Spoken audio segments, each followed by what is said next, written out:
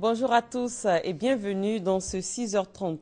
La 8e journée internationale du patrimoine audiovisuel est célébrée aujourd'hui 27 octobre.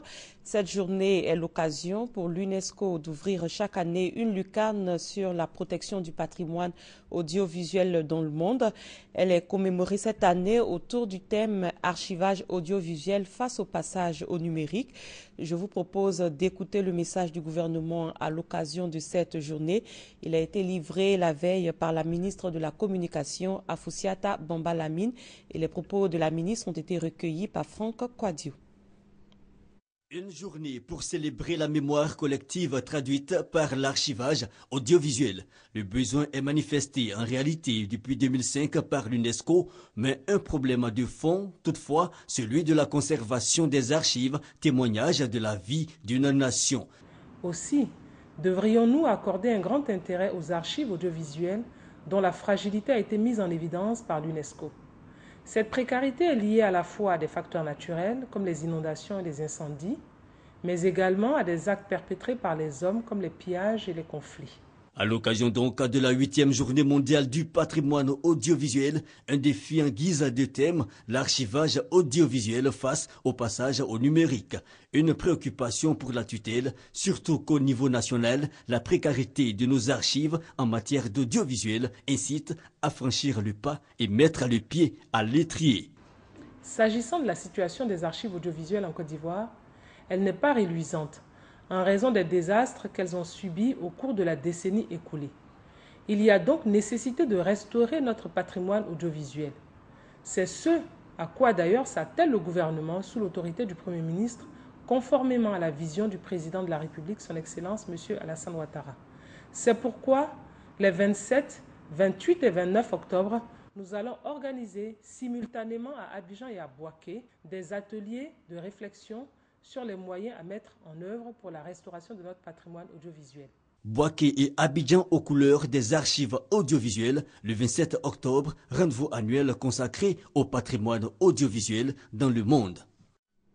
Un mot d'enseignement supérieur, une convention a été signée récemment entre l'Université Félix Houphouët-Boigny de Cocody et l'Association professionnelle des banques et établissements financiers de Côte d'Ivoire. Grâce à ce partenariat, un cycle de formation en banque sera inscrit au programme des étudiants de la première université de Côte d'Ivoire pour l'année académique 2014-2015. À l'issue de cette formation, les apprenants pourront se faire délivrer une licence professionnelle en banque. Serge Collier. C'est une collaboration qui va contribuer à améliorer l'employabilité des jeunes diplômés et réduire le taux de chômage en Côte d'Ivoire. L'université Félix Houphouët-Boigny d'Abidjan-Cocody, représentée par sa présidente, le professeur Liramata Bakayoko, l'association professionnelle des banques et établissements financiers, dirigée par Souleymane Diarasouba et son partenaire français, ont décidé de conjuguer leurs expertises pour former sur place en Côte d'Ivoire les étudiants au métier de la banque. Sur 300 candidats au diplôme de licence professionnelle des banques, le jury en a sélectionné 25. Il constitue la première promotion d'étudiants qui sera formée à l'université Félix Houphouët-Boigny de Cocody sur 3 années. Ces étudiants-là sont des privilégiés parce que toutes les banques ont endossé le projet et donc les étudiants pourront faire des stages de façon systématique dans ces banques-là. Et naturellement, après leur formation, ils pourront être recrutés sans difficulté au niveau des banques et établissements financiers de Côte d'Ivoire. Pour le président de l'association professionnelle des banques et établissements financiers, le secteur des banques recrute entre 400 et 500 personnes chaque année en Côte d'Ivoire. La plupart des formations sont en continu et donc adressées aux agents et cadres des banques. Il importe de former aujourd'hui des étudiants à la base, d'où ce partenariat avec l'université Félix Houphouët-Boigny. Des élèves méritants issus de familles modestes ont reçu récemment des bourses. C'est une action du Rotary Club Abidjan Golf. Pour cette première tranche, les bénéficiaires ont reçu chacun 100 000 francs CFA. Mahamadou Traoré, Grace Kando. Aligine Maria Alexandra, du lycée classique d'Abidjan. suis passée en terminale C avec une moyenne de 16,21. Je passe en classe de terminale C avec la moyenne de 15,68. Ces élèves sont issus de familles modestes. Leur angoisse de voir leurs études secondaires s'arrêter, faute de moyens, a pris fin avec l'action bourse du Rotary Club Abidjan Golf. Une initiative visant à soutenir et encourager ces élèves. Pour l'année scolaire 2014-2015, le Rotary Club Abidjan Golf n'entend pas déroger à cette tradition. À cet effet, 7 élèves, dont 3 pensionnaires de l'INIPA, Institut national ivoirien pour la promotion des aveugles, viennent de recevoir la première tranche de bourse d'une valeur de 100 000 francs CFA. Je dis merci au Rotary Club pour leurs actions et je promets de faire bon usage de la somme qu'ils m'ont remise. On les prend généralement au secondaire, de la seconde à la terminale, mais il y a après le bac, on arrive toujours à soutenir certains cas, dont l'handicapé que vous avez vu tout à l'heure. Sinon, notre action est bien ciblée au niveau du secondaire. Le budget de l'action bourse pour cette année 2014-2015 s'élève à 1 400 000 francs CFA. Il est entièrement financé par les membres du Rotary Club International. Pour rappel, l'action bourse a été lancée depuis la naissance du Rotary Club International en 1995. Et au plan national, ce lundi 27 octobre, le ministre de l'Industrie et des Mines, Jean-Claude Brou, doit effectuer une visite de travail sur le site aurifère de Yaouré, et c'est à Boisfly. Le 3e congrès du Rassemblement des femmes républicaines a pris fin hier au Palais des Sports de Trècheville. Il a vu l'élection du docteur Ouattara Joséphine Yéné à la tête du RFR. Elle succède à Touré Aya Virginie. Et la cérémonie de clôture s'est déroulée dans une ambiance de fête. Quelques mots de l'actualité au plan international. Hier dimanche, les partis pro-occidentaux ont obtenu en Ukraine une victoire sans précédent aux législatives, selon un sondage sorti des urnes. Le bloc du président Petro Poroshenko et 4 autres mouvements pro-occidentaux, dont des nationalistes, ont obtenu ensemble environ 70% des voix. Au Nigeria, 30 adolescents, des garçons et filles âgés de 13 ans et plus ont été enlevés par des islamistes présumés dans un village de l'État de Borno, dans le nord-est du pays. L'information a été donnée hier par un responsable local. Et puis l'ambassadrice des États-Unis auprès de l'ONU est arrivée hier en Guinée, première étape d'une tournée en Afrique de l'Ouest touchée sévèrement par le virus Ebola. Samantha Power va évaluer sur place les raisons de l'expansion de l'épidémie d'Ebola malgré les efforts de la communauté internationale. Et toujours en bref et en images, les électeurs tunisiens se sont rendus hier aux urnes pour les législatives. 217 députés vont être choisis et ce scrutin est crucial pour la Tunisie vu que les élus auront pour tâche de mettre en œuvre la Constitution. Et hier dimanche également, 143 millions de Brésiliens ont été appelés à voter pour désigner leur président.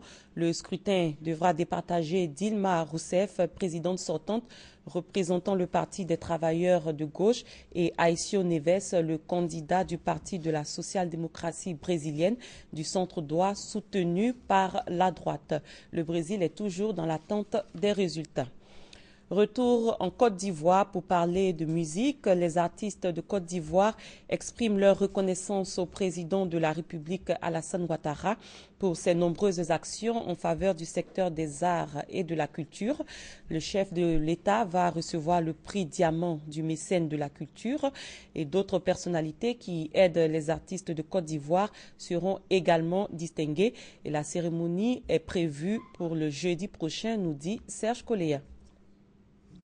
Le président de la République Alassane Ouattara, désigné premier grand mécène des arts et de la culture en Côte d'Ivoire. Pour la Fondation des artistes de Côte d'Ivoire, le chef de l'État a posé des actes majeurs pour le bien-être social des artistes ivoiriens. Soutien aux artistes malades ou en détresse, prise en charge des obsèques de plusieurs artistes et surtout la pension mensuelle de 300 000 francs CFA versée à 15 anciennes gloires en difficulté. Nous allons, à travers cette deuxième édition, rendre hommage au chef de l'État à qui nous allons donner le prix Diamant des mécènes de la culture, parce que c'est la première fois dans l'histoire, surtout en Afrique, qu'un chef d'État prend l'initiative d'octroyer un salaire mensuel aux artistes. Il y a le président Bédié qui va recevoir le prix d'honneur Diamant. Vous saviez le président Bédié? Mais Baïs Mito, son parrain, c'est le président Bédié. Ernesto Djedje, tous ces artistes que le président Bédié a aidés. Des personnalités telles que le ministre Charles Dibi, qui, dans la discrétion, aide beaucoup les artistes. Bon, le ministre Ahmed Bakayoko, lui, on l'a mis hors compétition parce que la première édition, il avait été nominé. Au-delà aussi, bon, il faut que nous encourageons beaucoup notre ministre de tutelle qui est la cheville, n'est-ce pas, le relais du chef de l'État auprès des artistes. Plusieurs autres personnalités qui aident les artistes sans rien attendre en retour seront également à l'honneur. La deuxième édition de la Nuit des mécènes des arts et de la culture de la Fondation se tient le jeudi 30 octobre prochain à Abidjan. Rendons-nous en France pour nous intéresser à l'esthétique. Le nappy hair est une coupe de cheveux pour les filles qui sont fières de leurs origines et surtout qui ont décidé de garder leurs cheveux naturels.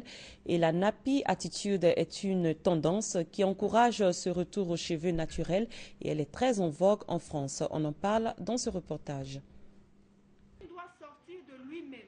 C'est arrivé près de chez vous. D'Abidjan en Côte d'Ivoire à la région parisienne, des rues de Petit-Bourg en Guadeloupe à Fort-de-France à la Martinique, les femmes noires et métisses optent pour la nappy attitude, le retour du cheveu au naturel. J'avais un petit peu marre du défrisage et puis je sentais que ça faisait assez faux, quoi. Donc j'ai voulu revenir au naturel, quoi. On se dit, ah, les gens, quand ils vont nous voir avec nos cheveux naturels, ils vont pas nous apprécier, on est moche, nos cheveux ne sont pas jolis. Parce que c'est vrai que quand on regarde les stars américaines qui ont toutes des faux cheveux et tout, mais non, je me suis dit, non, c'est ce que je suis. Contraction de naturel et happy, le mouvement nappy a pour icône la chanteuse Ina Moja et avant elle la féministe noire américaine Angela Davis. Dans les années 60, elle encourageait les femmes à porter fièrement la coupe afro. Black is beautiful, elles sont nombreuses aujourd'hui, celles qui rêvent d'envoyer valser mèches synthétiques et défrisage. Les ateliers de coiffure font le plein. Je viens de me regarder dans le miroir et c'est très bien, je vais adopter cette coiffure. Permettre à toutes les femmes de retrouver le plaisir de coiffer leurs vrais cheveux. C'est ce qui a motivé Kelly Massol à lancer sa ligne de cosmétiques en 2009. Des produits artisanaux 100% naturels qui ont trouvé une clientèle malgré leur prix. Lorsqu'elles voulaient porter leurs cheveux naturels, donc crépus, bouclés ou frisés, elles avaient du mal à trouver des compositions saines, c'est-à-dire des produits sans silicone, sans parabènes. Si le mouvement nappy a conquis un large public aux Antilles et aux États-Unis, en Afrique, certaines font encore de la résistance. Pour elles, cheveux crépus et beauté ne sont pas forcément compatibles. Bien coiffé, bien habillé, il ne faut pas rester tes cheveux au vent. Tout le monde utilise les mèches pour ressortir la beauté. En tout cas, c'est la mode. On est dans la mode. Le nappy, mouvement identitaire ou simple mode, rendez-vous chez le coiffeur dans 10 ans. Et c'est la fin de ce 6h30. Merci de l'avoir suivi. Très bon début de journée à tous et à toutes.